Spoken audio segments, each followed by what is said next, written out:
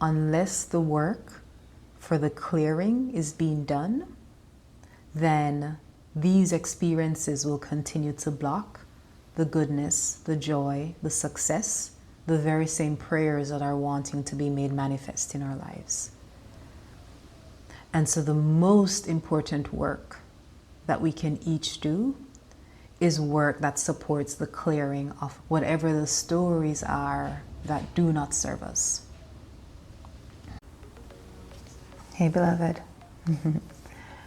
Of all the tools that I've shared before, all the different practices, all the different insights, this one actually feels like the most important.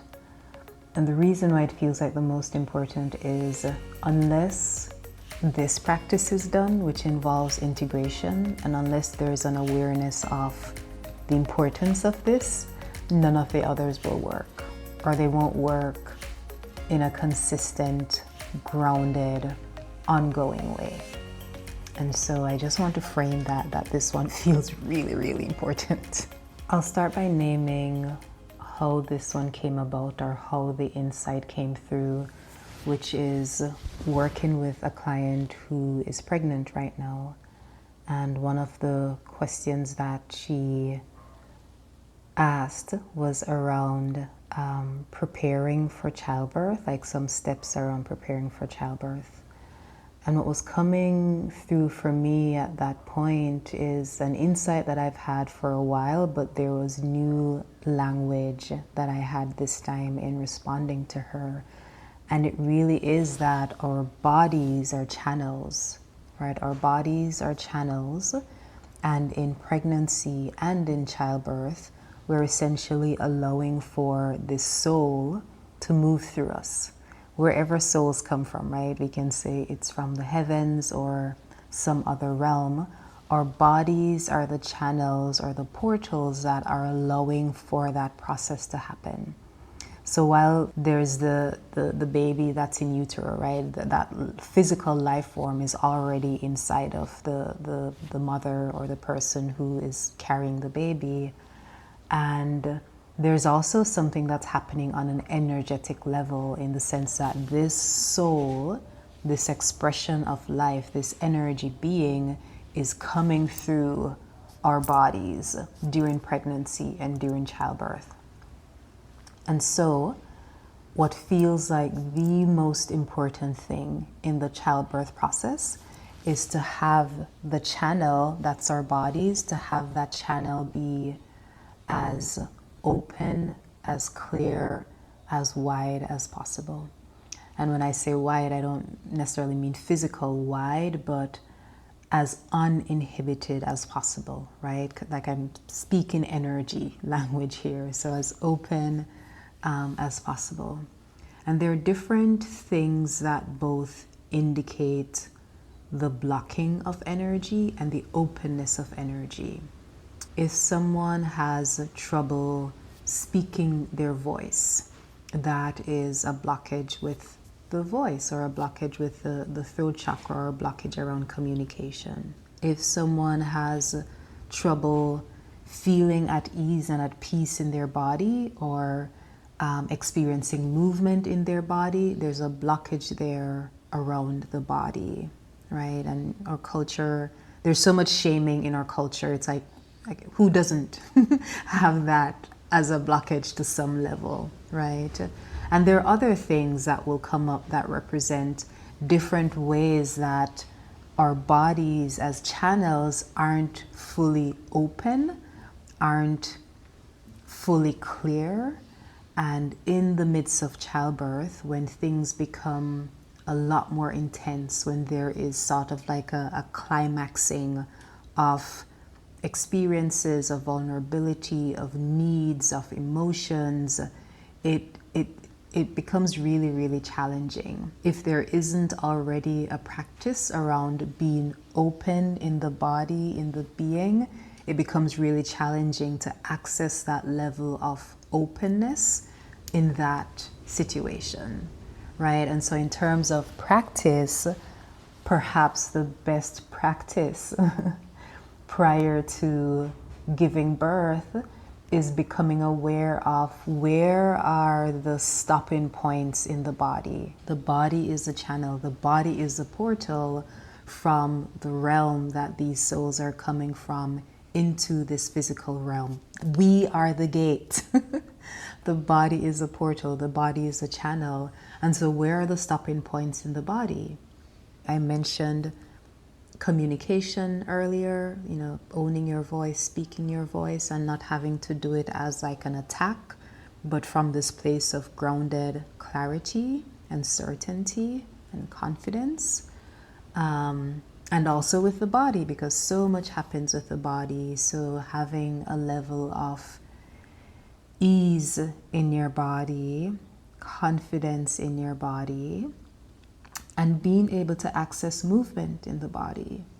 I won't get into the details of, having a hospital birth and all that sort of stuff, but if you've seen a hospital birth or had a hospital birth yourself, in most cases, a lot of movement is restricted, right? It's restricted because of all of the things that are attached to you in that setting for monitoring. And it's also restricted because you're encouraged to lie in bed and wait for labor to begin, or lie in bed and wait for some other thing to happen. Wait for the meds to kick in if they're giving you meds to start labor. Again, I won't get into all of that.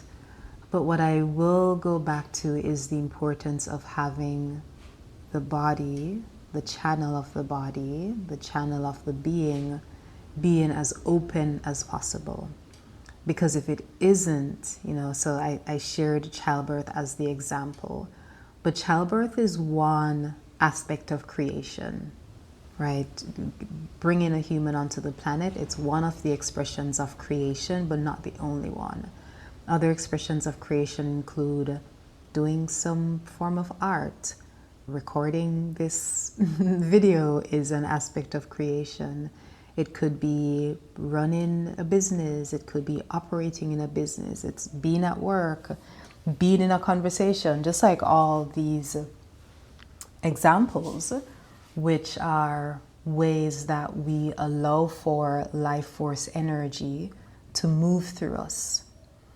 And again, whatever the blockage actually is, it will show up in different places in our lives, right? So if the blockage is around restriction in the body, if the blockage is around discomfort in the body, it will show up in all of those spaces. And usually, the reason why there's a blockage is because there has been some traumatic experience. When I use the word trauma, it might feel really big.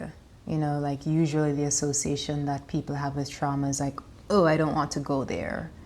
And another way of thinking of trauma is that it's the stuff that's unresolved.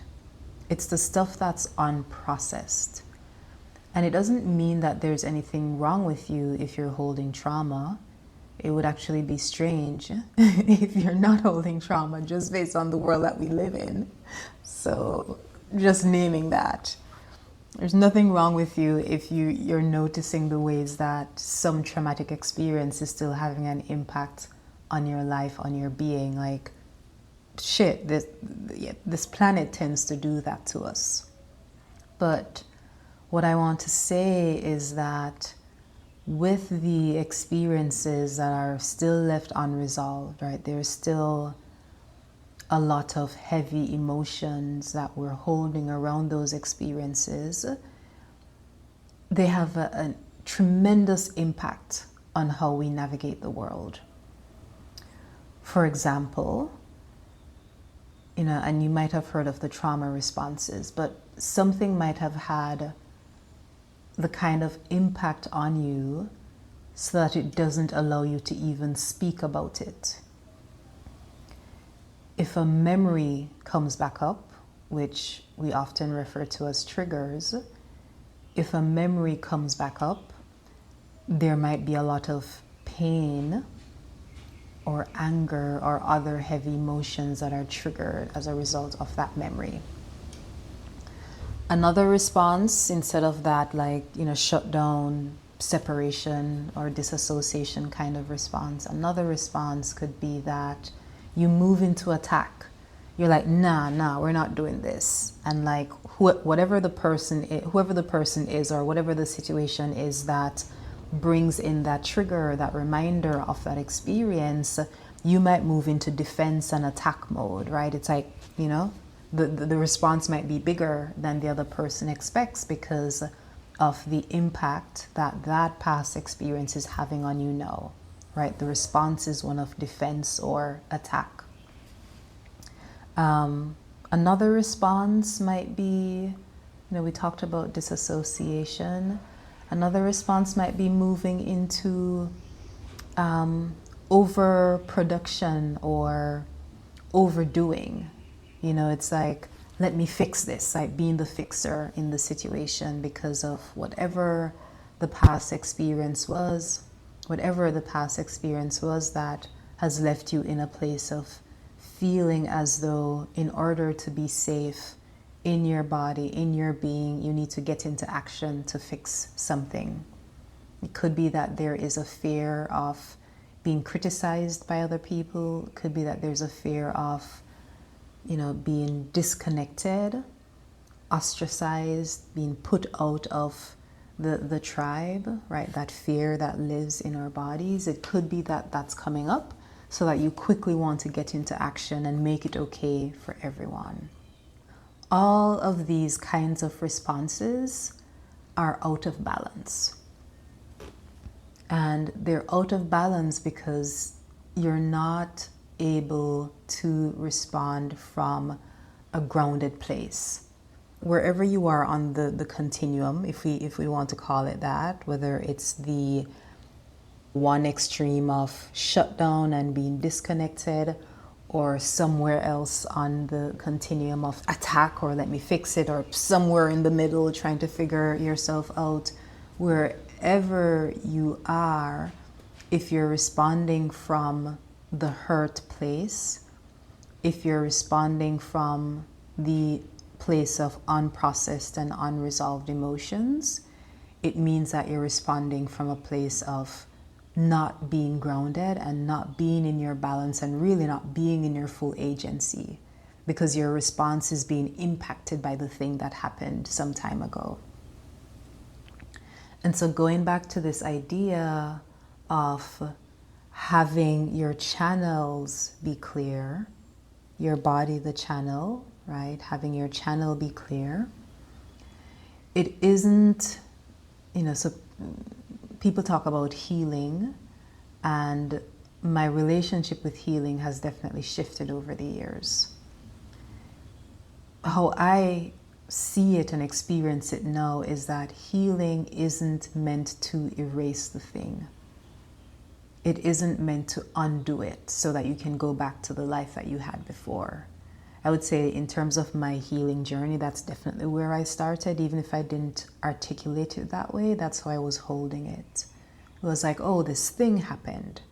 I didn't like that this thing happened, and I feel the burden of it following me, right? I feel the discomfort of it following me, and I need for that to stop, and so I am going to heal, right? That story, I don't like that story.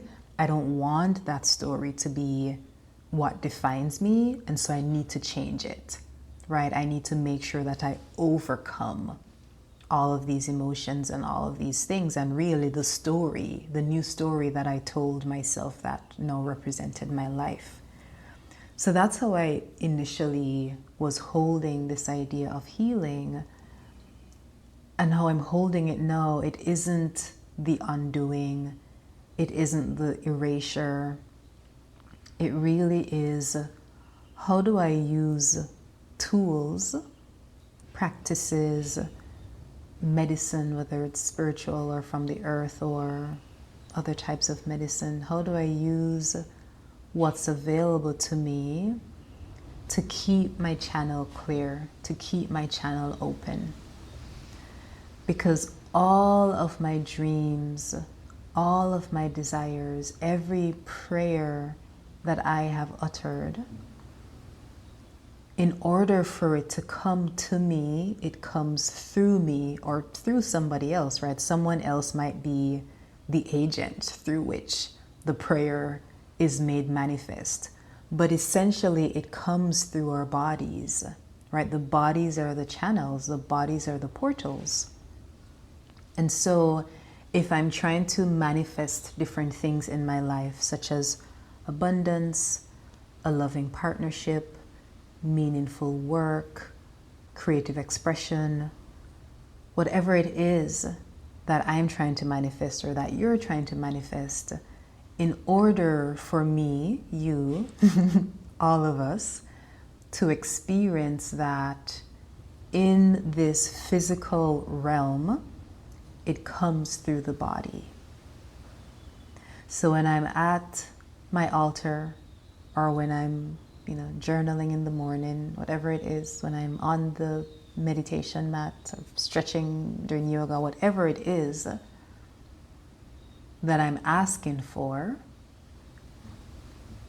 a part of the communication with the universe, with spirit, with energy, with God, right? A part of that communication is the guidance on what to do next, right? I've released the prayer, I've released the ask, and then insights come back to me as to what to do next in order to step into the yes, right? So I might be guided to have a conversation with someone, I might be guided to go to a place, I might be guided to take a class, whatever it is, right? There's the guidance that will come through, or the universe starts orchestrating things and I don't even know that it's being orchestrated, but it's happening. And when I say I also mean you, right? So all of that's happening.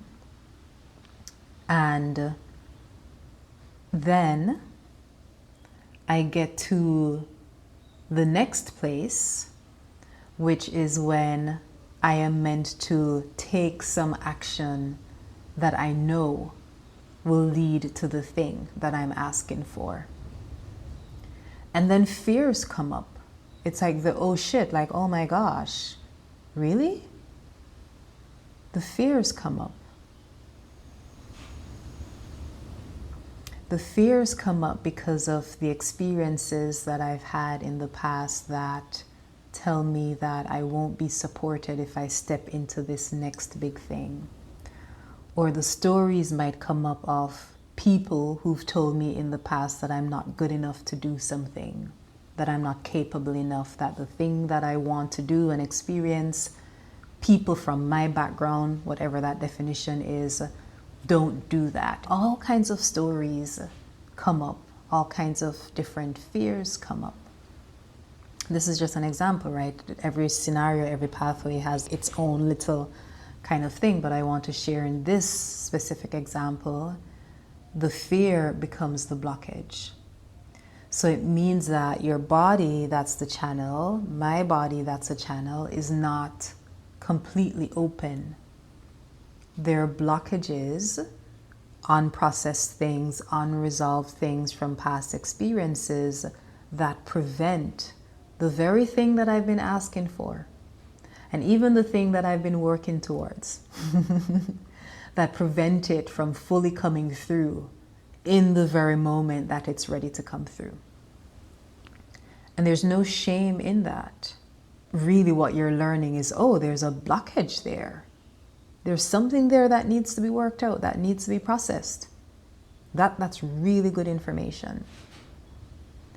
But what I want to go back to, which is where I started, is that unless the work for the clearing is being done, then these experiences will continue to block the goodness, the joy, the success, the very same prayers that are wanting to be made manifest in our lives. And so the most important work that we can each do is work that supports the clearing of our channels. It's work that supports the clearing of whatever the blockages are that are within our being, whatever the stories are that do not serve us. I've been thinking of that song, I don't care how you get here, just get here if you can. It's like, it doesn't really matter how you get to that clearing, right? It might be that you go on an ayahuasca or mushroom or some other medicine journey. It might be that you work with a coach or a therapist. It might be that you're having conversations with friends. It might be that you are crying on the yoga mat. It might be that you are in the ocean just allowing for all of the sorrow to melt away.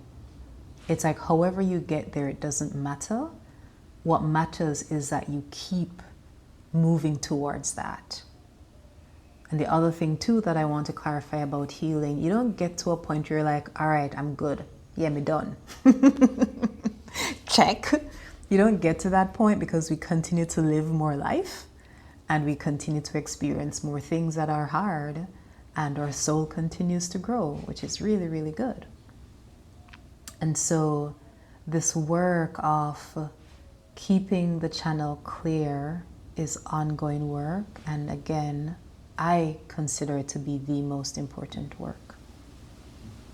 I consider it to be the most important work. You know, so the example that just came up now, it's like sweeping out your house or sweeping out your apartment. You don't do it just once and say, okay, I never have to do that again. I'm so glad we're done. No, every other day or whatever the situation is in your space, like you might have to sweep. You don't have to, everything is a choice. But if you want to keep clear energy flowing in, it's helpful to sweep. And so the same thing applies for our bodies and for these channels.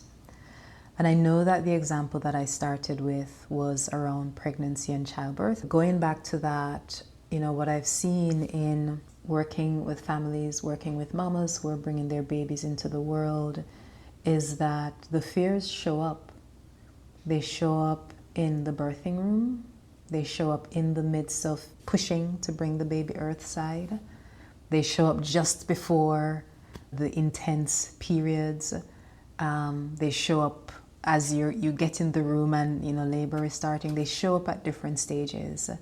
And what I've learned is that if those things can be identified and processed, and if the working with those stories, the working with those emotions can begin before you actually get into that moment that is so intense and vulnerable and whatever that word is, before you get there, if that work can be done, it creates a much more easeful birthing experience. Because your channel is clear, the channel that is your body is clear, and you have the confidence that when the baby is on the other side, right, when this baby comes through in its beautiful form, you are ready.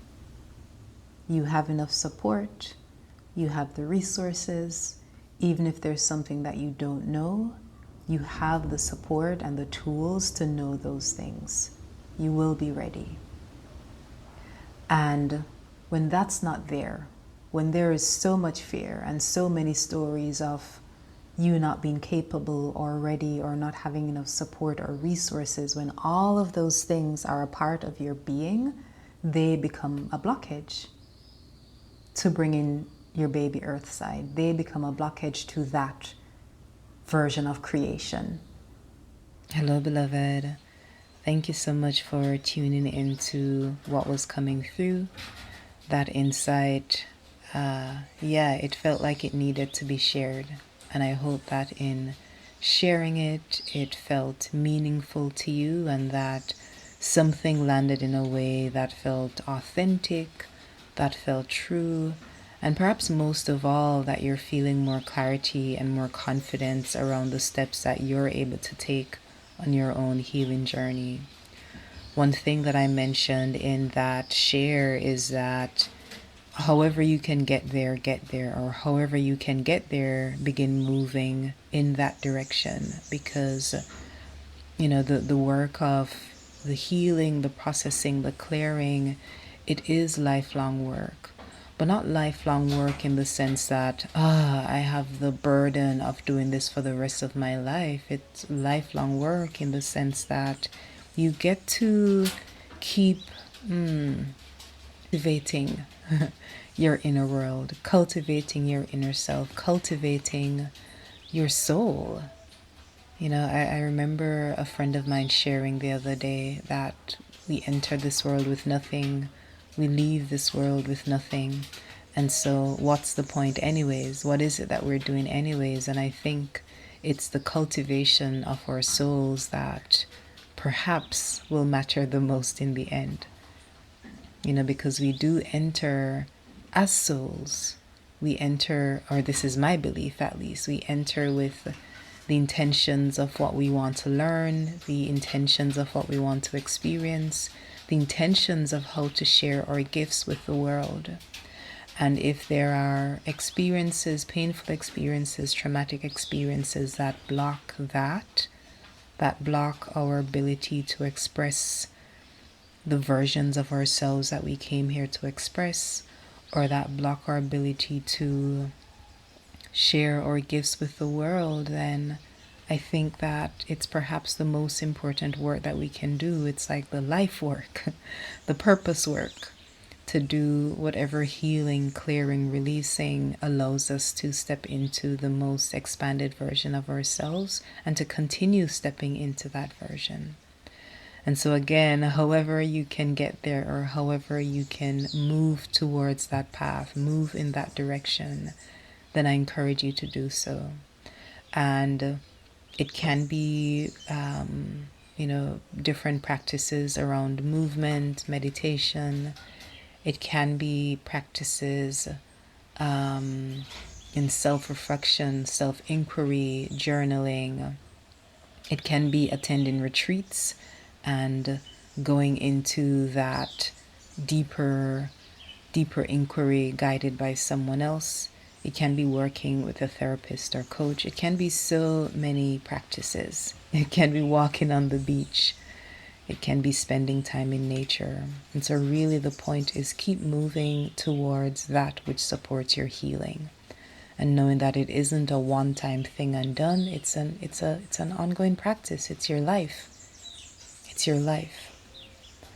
And the final invitation I'll offer for today is, if you're feeling called to work in with me, if you've been listening to the podcast for a while, or if you're new to the podcast, but if you're feeling called to being supported by the work that I offer, then please reach out. Please reach out. I get to be in my purpose when I'm here sharing on the podcast. I get to be in my purpose when I'm in a phone or Zoom conversation with someone, holding space for them and guiding them on their healing journey, or being their witness, being the loving witness, being the person who holds the loving mirror and guiding them back to self-love, guiding them back to self-compassion, self-forgiveness, and showing them their gifts.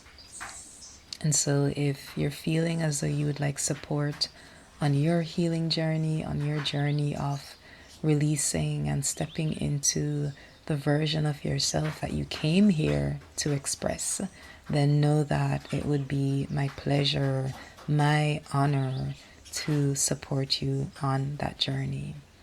And so if you're wanting to see what that would look like, then feel free to contact me. You can contact me via email at hello@nataliefacey.com. You can contact me by scheduling a complimentary session, and you'll find the link to that in the show notes, a link to my calendar, and find a time that works for you. And you can also find that information on my website, nataliefacey.com/contact. And you're able to schedule a complimentary session there. And really those sessions are there for you to ask any questions that you have. They provide me an opportunity to just be in connection with you, right? To get to know you, to get to know your journey, and to get to know what goals you have and in what ways you'd like to be supported. And those have always been really, really meaningful to me. And whether or not we end up working together, my sense is that the calls, there's some benefit that people experience from those calls. And so know that that invitation is open, know that that invitation is here. The other thing I've heard people say by the time they finally schedule a session is that there was some concern around whether or not they could afford services. And I want to share that there's a lot of tenderness that I hold around that, because I've been in contact with many people and know that finances are often a challenge in many people's lives. There's the sacrificing that many people have to do in order to make ends meet, and that's a gap that I am holding space for, right? I don't believe that we should have to choose between whether or not we pay some bill that's essential or buy food because we need it to survive and receive the healing and the care services that we need to be on this planet, that we need for our souls, that we need to show up at work and in our families and for our individual lives and our individual journeys. And so know that if money is a concern, there are many, many options that make services more affordable. I offer community rates that are usually lower than the standard rates. I offer donation-based options. I offer scholarship options based on donations that other folks have made, so that services can be available to the community. And I offer payment plans so that whatever the cost is, it can be split up over a number of months or weeks, depending on what services you decide that would be most beneficial to you. And so if that's a concern, know that that does not have to be a barrier. And there are also sometimes fears on, I don't want to waste your time, or I feel shy around asking for help. This is the work I do. This is the work that I love. This is the work that fulfills me. This is the work that allows for me to be in my purpose on this planet. And so again, the invitation is, if you're called, if you're being called, if it feels in alignment to receive support in this way, if you're curious about what it would look like to receive support in this way, the door is open. And I would love to explore that with you. And so, dear one, thank you again for tuning in. It feels so, so good to be connected with you in this way.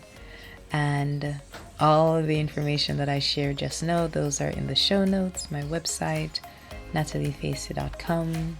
If you go to the contact page, you'll find a way to schedule a session. You can also find me on Instagram. There's a course that's happening now on healing relationships, and that is at nataliefacey.com/relationships. And that's on healing the relationship with yourself, with your romantic partner, with family members, with friends, with coworkers. It's really having the tools to build strong, steady, harmonious relationships. And feel free to reach out and really receive the support that you're being called to. Thank you again, dear one, and I look forward to seeing you in the next episode. I'm sending love. Bye.